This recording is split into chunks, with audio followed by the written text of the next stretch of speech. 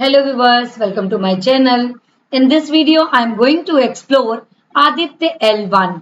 तो चलिए समझ लेते हैं आदित्य L1 क्या है। इसके पहले वाले वीडियो में हमने चंद्रयान 3 को देखा था। तो Aditya L1 means Aditya represent to the sun. That means ये कोई ऐसा स्पेस क्राफ्ट है जो सन के आसपास जा रहा है और वहां से हमें सारी इंफॉर्मेशन कलेक्ट करके देगा। जिस तरीके से चंद्रयान हमारा मून की पूरी सरफेस पे लैंड किया और जाकर के वहां की सारी इंफॉर्मेशन को हम तक पहुंचा रहा है। बट यहाँ पे सन की अगर हम बात करें तो चंद्रयान तो हमारा मून की सरफेस पे जाके लैंड कर गया। बट आदित्य बहुत बड़ा टास्क है क्योंकि सन है हमारा जो वो बहुत बड़ा एनर्जी का सोर्स है और सन की सरफेस पे बहुत ज्यादा टेम्परेचर है। तो चलिए समझ लेते हैं आदित्य L1 क्या है और आदित्य L1 हमारे लिए किस तरीके से इम्पोर्टेंट है, किस तरीके से इसे लॉन्च किया जाएगा और कैसे ये हम तक सारी इंफॉर्मेशन को पहुंचाने वाला है। तो चलिए देख लेते हैं Aditya L1। So Aditya L1 mission scheduled on December 2nd 2023 from Satish Dhawan space centre Harikota, जहां से चंद्रयान हमारा लॉन्च हुआ था। उसी प्लेस को हमारे आदित्य L1 मिशन के लिए भी चूज किया गया है। और यहाँ पे ले जाने वाला कौन है? PSLV S57 यहाँ पे इसको लेके जाएगा। किसको? इस आदित्य L1 को। आदित्य L1 फिर से ये इतने लार्ज साइज के रॉकेट पे बैठ करके जाने वाला है। बट एग्जैक्ट में इसका वेट कितना है? इसका वेट होने वाला है 1475 kg का हमारा ये आदित्य L1 है, जो कि वहां तक पहुंचेगा जहां तक हमको इसको भेजना है। इसके पहले हमने देखा था कि चंद्रयान कितने का था? 3900 kg का चंद्रयान हमारा गया था। तो चलिए एक्सप्लोर करते हैं Aditya L1। So according to ISRO, the Aditya L1 mission is the first space-based observatory class Indian solar mission to study the sun। ये क्या है? आदित्य L1 है first space based observatory class है जो कि इसरो इसको भेज रही है। इसरो मीन्स ये इंडिया से जा रहा है क्या करने के लिए? Study the sun. सन की पूरी स्टडी करने के लिए ये यहां से भेजा जा रहा है। It will be placed at the hello orbit. इसको एक हेलो ऑर्बिट पे प्लेस करना है जिसे हम बोलते हैं लैग्रेंजियन पॉइंट L1। इसीलिए इसका नाम है Aditya L1। So Aditya represent to the sun and L1 means L1 is the Lagrangian point है जो कि L1 पॉइंट है, वहां पे इसको प्लेस्ड करना है of the sun earth system. At पर various report there is a budget outlay the around 400 crore का इसका बजट है। इतने बजट पे ये बन करके और आदित्य L1 जा रहा है प्लेस्ड होने के लिए। इस बजट पे तो इंडिया की मूवीज भी नहीं बनती हैं और इस बजट पे इसरो आदित्य L1 को भेज रहा है। तो चलिए देख लेते हैं। ये है पूरा इसका, ये इसको लेकर के जाएगा जिसके बारे में मैंने अभी आपको बताया कि इसका वेट है 1475 kg, जो कि इस पे जाएगा। ये है प्रोपल्शन, इसी के ढक्कन के अंदर ये बंद रहेगा और ये जाकर के खुलेगा और ये जाएगा लैग्रेंजियन पॉइंट L1 पे जाकर के फिक्स होगा। तो चलिए देख लेते हैं इन सब के बारे में। सो Aditya L1 shall be the first spacecraft Indian mission to study the sun। ये सन की स्टडी के लिए जा रहा है। The spacecraft shall be placed in the hello orbit। मैंने अभी आपको बताया कि hello orbit around the Lagrange point L1 पे जाकर के इसको हम प्लेस्ड करने वाले हैं। और ये कितनी दूरी पे जा रहा है? ये हमारे अर्थ से 1.5 मिलियन की डिस्टेंस को पार करते हुए जाएगा। तो यहां से अभी हमने देखा था कि सन से हमारा जो मून है वो कितना था? 4 लाख किलोमीटर के लगभग था। लेकिन यहाँ पे हमारा जो अर्थ है और सन के बीच का डिस्टेंस है ये है 15 करोड़ किलोमीटर इसका डिस्टेंस है। और ये कहाँ पे जाने वाला है? 1.5 million kilometre, not KG, kilometre पे जाएगा। मीन्स यहाँ कहीं पे जाके ये प्लेस होने वाला है, ये पूरा का पूरा सन के ऊपर जाने वाला नहीं है। ये 15 करोड़ किलोमीटर इसकी पूरी की पूरी डिस्टेंस है, जो जहां पे वह 1.5 मिलियन किलोमीटर पे जाकर पे ये फिक्स होगा।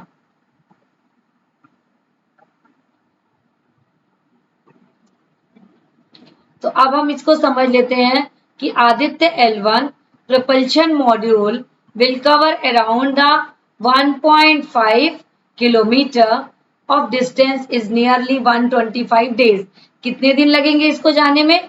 ये पहुंचेगा वहां पे अप्रोक्सीमेट 125 डेज, मीन्स 4 मंथ इसको लग जाएंगे। 4 मंथ पे ये जाकर के वहां पे प्लेस्ड होगा। सो लैग्रेंजियन पॉइंट L1 पे जाने वाला है और किसके थ्रू जाएगा? PSLV C57 इसको लेकर के जाने वाला है। और इसमें क्या है? 7 पेलोड्स लगे हुए हैं जिनके अपने अपने काम हैं, जो जाकर के पूरी इंफॉर्मेशन को कलेक्ट करेंगे और हमारे अर्थ तक देने वाले हैं। इसको यहाँ से लॉन्च किया जाएगा सितंबर 2 को 11:50 AM पे इसको लॉन्च किया जाएगा। तो अब ये लॉन्च क्यों किया जा रहा है, हमें नीड क्यों है सन की स्टडी करने के लिए, ये हम थोड़ा सा समझ लेते हैं। अब हमें ये पता है कि हर एक प्लैनेट का अपना अपना क्लाइमेट होता है, अपना अपना क्लाइमेट होता है। जैसे अर्थ पे अपना क्लाइमेट है, कभी ठंड आई, कभी गर्मी आई, कभी तूफान आया, कभी बारिश आई, कुछ ना कुछ एक्टिविटीज हमारे सन पे चलती रहती है। इसी तरीके अर्थ पे चलती रहती है। इसी तरीके से अब हम बात करते हैं किसकी? सन की। सन का भी अपना एक वेदर है, अपना एक क्लाइमेट है, जो कि वहां पे चेंजेस आते जाते रहते हैं। तो सोलर फ्लेयर्स आर द क्या है ये? Large explosion from the sun surface of the sun that emit intense burst of electromagnetic radiation। तो यहाँ पे जब कोई ना कोई चेंजेस आएंगे, तो चेंजेस आने के कारण ये जो ब्लैक ब्लैक डॉट दिख रहे हैं, they produce the electromagnetic radiation. ये इलेक्ट्रोमैग्नेटिक रेडिएशन को प्रोड्यूस करेंगे। तो ये रेडिएशन निकल करके हमारे अर्थ तक भी आते हैं। मीन्स सन जो है ये बहुत बड़ा सोर्स ऑफ एनर्जी है। तो सन में अगर कोई इफेक्ट आएगा, सन में कोई चेंजेस आएगा, तो डायरेक्ट या इनडायरेक्ट ये सारे प्लैनेट को इफेक्ट डालेगा। तो यही हमको देखना है कि हमको क्यों नीड है ये सारे इफेक्ट की स्टडी करने की, वो अब अपन हम यहाँ पे समझ लेते हैं। अब यहाँ पे due to the reason of the change of the climate of the sun, sun का जो वेदर चेंज हो रहा है, क्लाइमेट चेंज हो रहा है, तो वहां पे क्या प्रोड्यूस होंगे? वहां पे प्रोड्यूस होंगे सोलर फ्लेयर्स। सोलर फ्लेयर्स वहां पे प्रोड्यूस होंगे। तो ये सोलर फ्लेयर्स क्या होंगे? एक्सप्लोसिव नेचर के होते हैं और जिसके कारण इलेक्ट्रोमैग्नेटिक रेडिएशन यहाँ पे प्रोड्यूस होता है। और ये इलेक्ट्रोमैग्नेटिक रेडिएशन अर्थ को टच भी करता है। तो ये एक्सप्लोजन क्या होते हैं? ये there are the so many type of the flares. तो powerful are the X class flares जो होती हैं वो बहुत पावरफुल है, and followed by the M, C, B and A class flares are the smallest. ये जो है साइज है ये स्मॉलेस्ट है। इसमें से सबसे बड़ा साइज जो है एक्स क्लास फ्लेयर का साइज है। अब यहाँ पे देखते हैं कि यहाँ पे सन के सोलर साइकिल के बारे में बात करते हैं। अभी तक हम ये जानते थे, बहुत समय पहले तक हम ये जानते थे कि सन फिक्स है, उसके चारों तरफ सोलर सिस्टम पे क्या होते हैं? प्लैनेट उसको मूव करते हैं। लेकिन बाद में ये पता चला कि हमारा सन भी मूव करता है, स्पाइरल वे पे सन मूव करता है। सन मूव कर रहा है और सन के पीछे पीछे सारे प्लैनेट्स सन के चारों तरफ मूव करते हैं। The solar cycle is a cycle that the sun magnetic field goes through approximately every 11 year। 11 year पे ये solar cycle complete होता है। One sun over sun is the huge ball of electrically charged hot gases। This charged gas moves generating the powerful magnetic field। और ये क्या generate करती है? Powerful magnetic field. The sun's magnetic field goes through a cycle called the solar cycle. इसी magnetic field को हम क्या बोलते हैं? सोलर साइकिल, जो कि 11 ईयर्स में कंप्लीट होता है। The sun magnetic field completely flips, और ये क्या होती है? कंप्लीटली फ्लिप होती रहती हैं। This means that the sun north and south pole switch placed, और नॉर्थ और साउथ प्लेस क्या होते हैं? क्या करते हैं? प्लेस को स्विच करते हैं। Then it take about 11 years for the sun's north and south poles to flip back again, और वो फिर से 11 ईयर में फ्लिप करके बैक अगेन आ जाते हैं। The solar cycle effect the surface of the earth such as the sun spot, और जो हमको सन पे ये दिखता है, ये सन स्पॉट के फॉर्म पे हमको यहाँ पे दिखता है। Which are the caused by the sun's magnetic field, ये जो है सन की मैग्नेटिक फील्ड का रीजन है। As the magnetic field change so does the amount of activity of the sun surface, क्यों चेंज हो रहा है? Due to the activities of the sun surface. तो अब हम समझ लेते हैं कि ये जो फ्लेयर्स हैं हमारी इस सन पे प्रोड्यूस होती हैं, वो क्या है, उसका क्या रीजन हो रहा है, जिसलिए हमको यहाँ पे आदित्य L1 को भेजने की नीड हो रही है।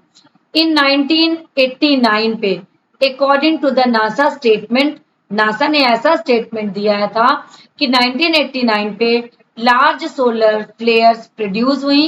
कहाँ से? Coronal mass of injected and hit earth, ये कोरोनल मास से प्रोड्यूस हुई, और इसने हिट कहाँ किया? इसने हिट किया इस अर्थ की सरफेस को। तो due to the heat of the surface of the earth, यहाँ पे ये बोला गया कि 12 आवर्स के लिए टोटली ब्लैकआउट हो गया। कहाँ पे? फ्लोरिडा और क्यूबा में, मीन्स यूएस के एक पार्ट में और कनाडा में 12 आवर्स के टोटली ब्लैक आउट हो गया। क्यों हो गया? क्योंकि जब ये फ्लेयर्स प्रोड्यूस हो रही हैं तो मैग्नेटिक फील्ड प्रोड्यूस होता है। ये मैग्नेटिक फील्ड यहाँ पे सैटेलाइट्स वर्क करते हैं, डिफरेंट डिवाइसेस वर्क करती हैं, इसको डायरेक्ट या इनडायरेक्ट ये क्या कर रहा है? इसको इफेक्ट डाल रहा है। This will provide a greater advantage to observing the solar activities and its effect. तो अब यहाँ पे ये जो मैंने बात करी कि यहाँ पे क्या हो सकता है? इतने लंबे टाइम के लिए टोटली ब्लैकआउट हो सकता है। तो हम क्या करेंगे? हम बहुत सारी प्रॉब्लम्स में फंस सकते हैं, क्योंकि हमारे जितने भी ऑपरेटर्स हैं, सैटेलाइट्स हैं, वो सब कुछ काम करना बंद कर देंगे। तो यहाँ पे अब हमको देखना है कि इसीलिए हम आदित्य L1 को लॉन्च कर रहे हैं, और ये सारी एक्टिविटीज को हमको बताएगा। एक्टिविटीज को कलेक्ट करने के बाद हम कोई ना कोई डिसीजन पे पहुंच पाएंगे। तो अब हमको देखना है, सेम वही प्रोसेस होगी जो कि हमारे चंद्रयान 3 पे हुई थी। ये हमारे अर्थ से ये जो क्राफ्ट निकलेगा due to the reason of the rocket के साथ, और ये एक समय पे आकर के यहाँ पे हमको इसको 4 चक्कर लगवाने हैं। इसके बाद ये स्पीड पकड़ेगा और लैग्रेंजियन पॉइंट L1 पे जाकर के यहाँ पे प्लेस्ड हो जाएगा। अब समझ लेते हैं what is the Lagrangian point. So Lagrangian point वो होता है जहाँ पे दो प्लैनेट के बीच का मैग्नेटिक फील्ड जो है वो इक्वल हो जाता है, यहाँ पे बैलेंस हो जाएगा। तो यहाँ पे 5 लैग्रेंजियन पॉइंट है, L1, L2, L3, L4 और L5।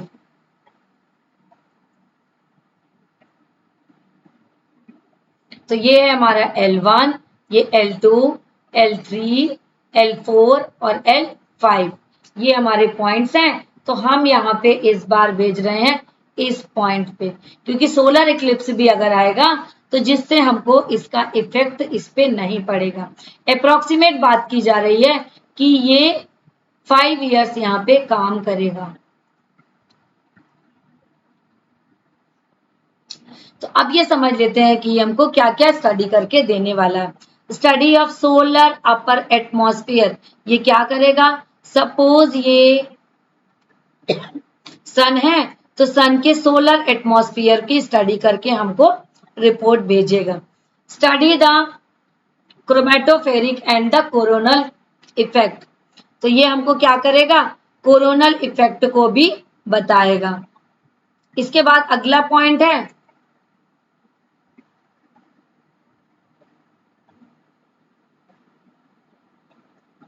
अगला पॉइंट हमको देखना है, observe the in situ particles. ये यहाँ पे इन पार्टिकल्स को भी ऑब्जर्व करके हमको देने वाला।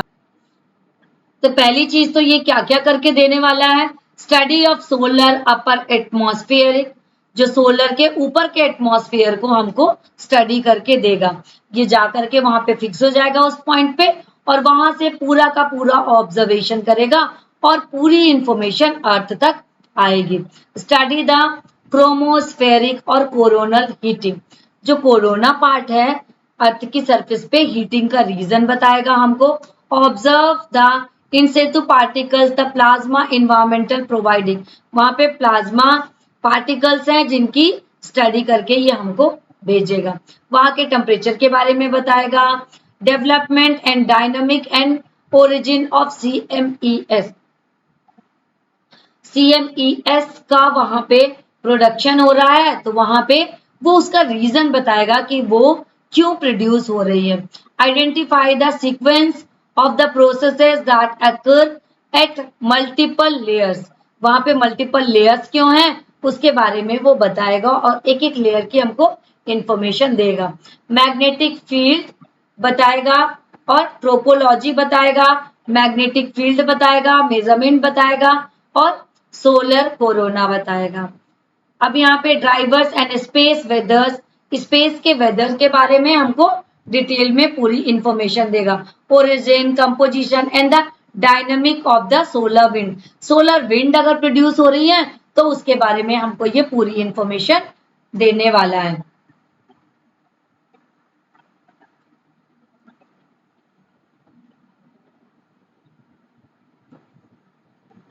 तो ये है हमारा पॉइंट जहां पर हमारा L1 पॉइंट है। L1 पॉइंट पे हमारा ये स्पेसक्राफ्ट आकर के यहाँ पे हैंग हो जाएगा और यहाँ का सारी इंफॉर्मेशन कलेक्ट करके और हम अर्थ तक इसको देने वाला है। तो हमें ये पता है कि जो ये स्पेसक्राफ्ट गया है उसमें यहाँ पे 7 पेलोड्स लगे हुए हैं। 7 पेलोड्स के अपने अलग अलग वर्क हैं जिसको हमको देखना है। ये 7 पेलोड्स कौन कौन से हैं, एक ये हो गया, एक हमारा ये हो गया, 3 हो गया, 4, 5, 6 और ये 7 यहाँ पे चीजें लगी हुई हैं जिनके अपने अलग अलग वर्क हैं। तो अब यहाँ पे समझ लेते हैं कि फर्स्ट है हमारा VELC, VELC ये हो गया हमारा। यहाँ पे क्या है SUIT, ये हो गया हमारा। थर्ड है हमारा LEX, ये हो गया। देन ये हो गया, ये हो गया, ये हो गया और ये हो गया। अपने अलग अलग इनके वर्क हैं, 1, 2, 3, 4, 5, 6 एंड 7। इनके अपने अपने काम हैं और इनको वर्क करके कंप्लीट करके पूरी इंफॉर्मेशन को कलेक्ट करके ये अर्थ तक हमको देने वाला है। और जिसके अकॉर्डिंग यहाँ पे हमको ये चीज समझना है कि अर्थ से जो रेडिएशन निकल रही है लाइक अ मैग्नेटिक फील्ड, तो अगर वो हमको कुछ ना कुछ हार्म पहुंच सकता है अगर उसमें, तो हम उसके लिए पहले से वेल प्रिपेयर्ड हो जाएं और उसके भी रास्ते ढूंढ लें। तो ये थी पूरी कहानी L1 की, आदित्य L1 की, जो कि हमारे अर्थ से सन की तरफ जा रहा है और जाकर के 1.5 मिलियन किलोमीटर के डिस्टेंस में जाकर के वहां पे लॉन्च कर दिया जाएगा और वहां से पूरे सन की पूरा का पूरा इंफॉर्मेशन को कलेक्ट करेगा और अर्थ तक पहुंचाएगा। तो अगर आपको मेरा चैनल इंफॉर्मेटिव लगता है और अगर आपको सारी इंफॉर्मेशन आपको इंटरेस्टिंग लग रही हैं तो प्लीज मेरे चैनल को सब्सक्राइब करिए, लाइक करिए और अपने फ्रेंड्स के बीच में शेयर करिए। पढ़ते रहिए, फिर मिलते हैं नेक्स्ट वीडियो में। Thank you.